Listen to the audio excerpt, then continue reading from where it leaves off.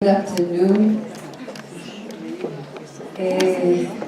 Wow, it's really exciting to see so many beautiful faces that are here only to hear my story. That's really an honor. So my name is Ilan Ajzen. I was born as Semenish in a small village in the north part of Ethiopia. In the region that was called, is still called, Gondar. Most of the Jewish community used to live in two main regions, the Gondar area and the Tigray area. Because historically, the way we arrived to Ethiopia was along the Blue Nile from Egypt to the end of Lake Tana and end up in those two main regions. And growing up in a Jewish community in Ethiopia, it's a very clear identity. The component of our essence, of who we are, was very clear to us. The name of our community, Beta Israel. It means the house of Israel. It meant that from the moment that we were arriving there, we were never accepted as part of the structure of the social people there. And also, they reminded us that we are not part of the regular structure, the social structure of Ethiopia. They used to call us Falasha.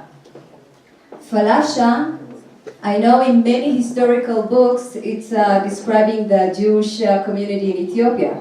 But actually, it was a bad nickname that the Goyim gave us. So we were the Falasha, meaning that we are the people who do not have any connection to the land of Ethiopia. So we had the Falasha on one side, and we had the Beta Israel from our side. And when we were growing up, and every child in our villages, in the different Jewish villages, was growing into the descriptions of Jerusalem. Jerusalem for us was a magical word, and it had contained so much magic. When we said Jerusalem or heard the word Jerusalem, we heard and imagined the land of milk and honey. Jerusalem, or Jerusalem, as my parents used to say, the city of gold. We thought that everything in that city is made out of gold. And it's God's place. So the temple is there, and the people are so peaceful. They never fight there. And not only that they don't fight there, because of that place is so holy, people don't even touch the ground as they walk. That holy is that place. So for us it was magical, and from the day that we were born, we were dreaming to go back to Jerusalem, to the land of our forefathers. And we knew that we are part of the Beta Israel community, and every Shabbat we would go to the synagogue that was located in the center of our village. And everybody knew exactly who is part of the family and part of the Jewish community. And we had to memorize our lineage 7 generations back. So if I want to share a little bit about my family lineage, I will share with you that I am Semenish. My father's name is Tafera. His father's name is Demoze. His father's name is Shetu. His father's name is Alemu. And I can only go back in 6 generations. But if I had to be living still in Ethiopia, I would have known by heart all the 7 generation lineage from my mother's side and from my father's side. And just to make sure nobody's forgetting that history, we could not marry anyone who is related to us till 7th generation. And if it was 7th generation, it's far enough to make them close again, and you can marry them. So it was a very strict rules, and we knew exactly what are the holidays that the Bible is giving us, the Orit, the Torah, Rosh Hashanah, Kippur, Sukkot, Pesach, and Shavuot. And we had one extra holiday that was added to our culture. We called it the Sigd. It is celebrated 50 days after Yom Kippur. And it was sort of a reminder that our spiritual leaders added to our tradition to remind us of who we are. And at that day of the Sigd, all the Jewish people from the different villages would gather on a high mountain, symbolically to the a ceremony that was taking place at Mount Sinai. And we would agree again to receive upon ourselves God's presence and the agreement we made back there in the desert of Sinai. And every year we would gather the entire different community from the different villages, and we would say, next year we'll do it Be'ezrat Hashem in Jerusalem.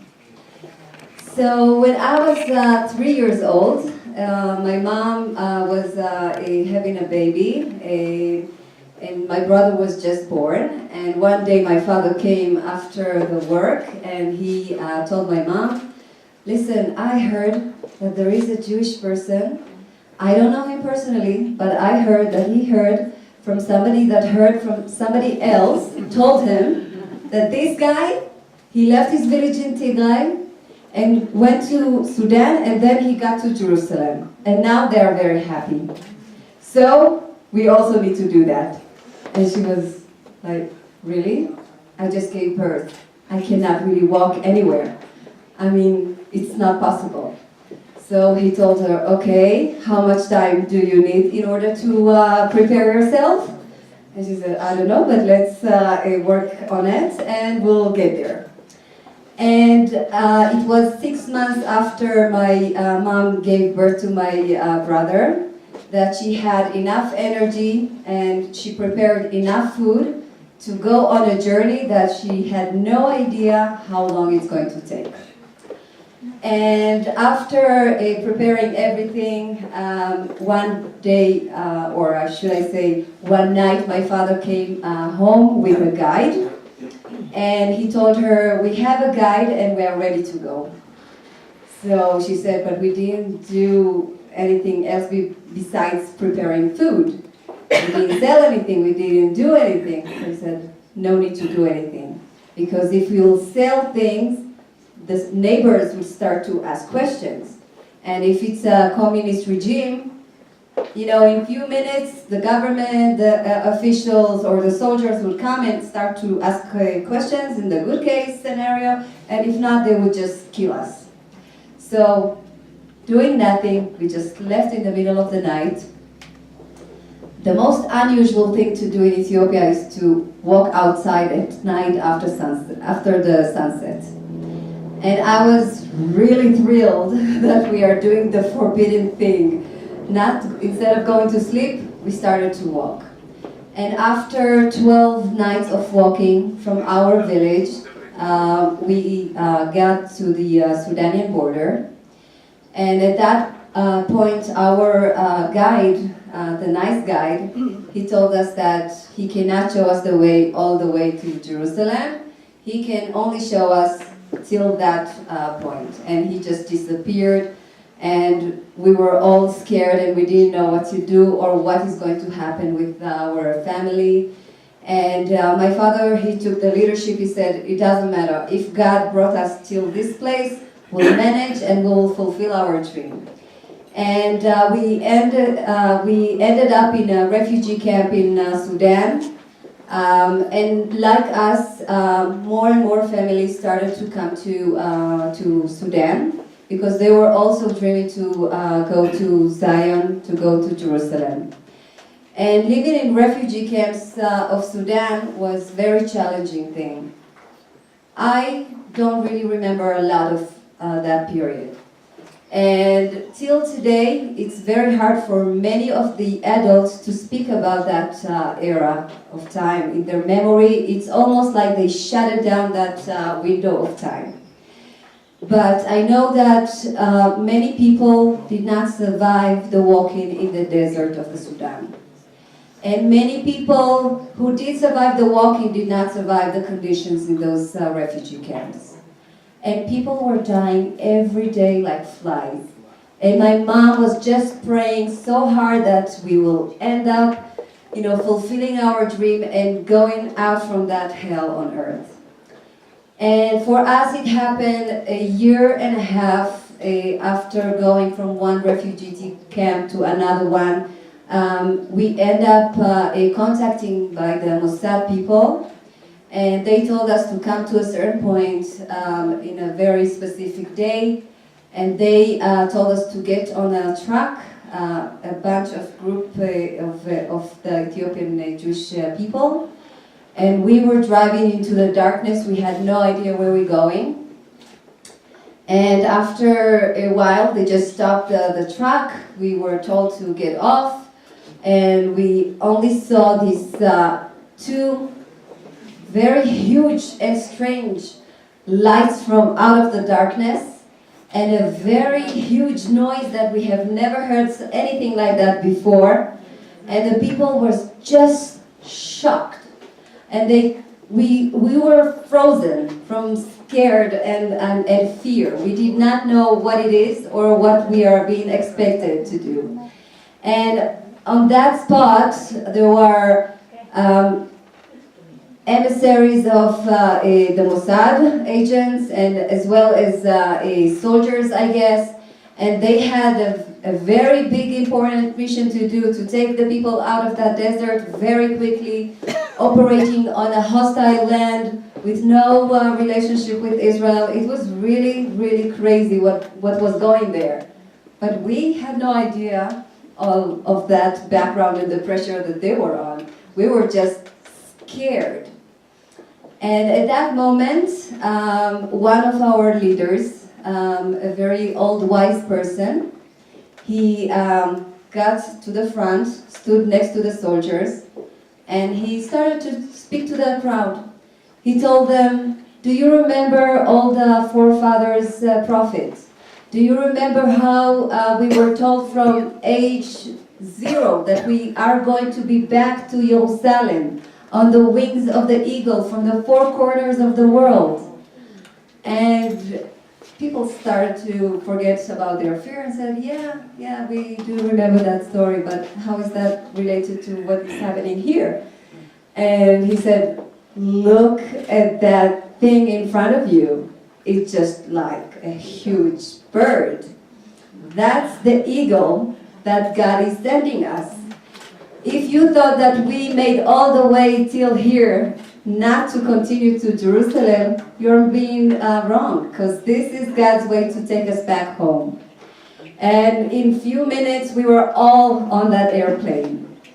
And I remember that we were given challah on that plane. And that's a special structure. It was such a spongy structure. And I ate it like crazy. My mom, she couldn't really eat it, so I asked for her share as well. And I was eating my father's share as well. And it was so much fun, because that was really like an amusement for me. And as we started to leave the ground and the airplane was on the air, I think maybe because of the angle, I don't know, or the excitement, I was just vomiting everything. But it was really exciting times for me and for my family. Luckily, all of us survived. And we got to Eretz Israel. We were absorbed in an absorption center in Afula. And we went to Ulpan. And I remember after maybe 1 month, I was already mumbling fluent Hebrew and almost forgetting my Amharic. But I was just excited. It was the first time for me to be able to go outside and play with other children. All this year and a half in the refugee camps, I was not allowed to go outside of my mother's side. So I will just share with you a last story. My first day to the kindergarten. All excited. Like my excitement was over the top. And I'm like ready with my sandwich and my bag, and I'm all dressed up, woke up really early before everybody else. And I'm going to my kindergarten. I was like really excited. We enter the kindergarten, and the teacher is saying, Shalom, Brucha Ba'ah, and I'm saying, Shalom, I'm giving her a hug. She didn't understand where it came from. And then the rest of the children are starting to arrive, and everybody's crying. Like, because it's the first day of Gan. Everybody's crying. And I was like looking at them, that is so weird. Is that what they do in Israel? So I was going to the teacher and saying, should I also start to cry? Because I know how to cry. And she said, no, please don't do that.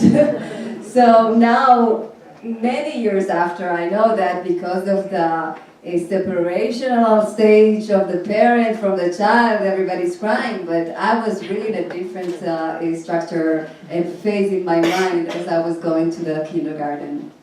Fast forward, I went to high school, I graduated, I went to national service, I worked with teenagers who were living in a boarding school, growing up in families who could not support them economically and educationally. And after doing that, I traveled in North America to improve my English, and then went back to Bar Ilan University. I studied informal education and sociology and anthropology.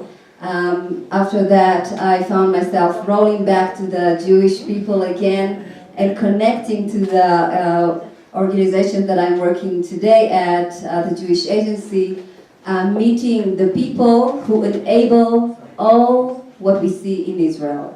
Starting from the establishment of the state, building cities, kibbutzim, moshavim, youth villages to help the children who came from the Shoah, and helping lone soldiers, and helping young families, new immigrants.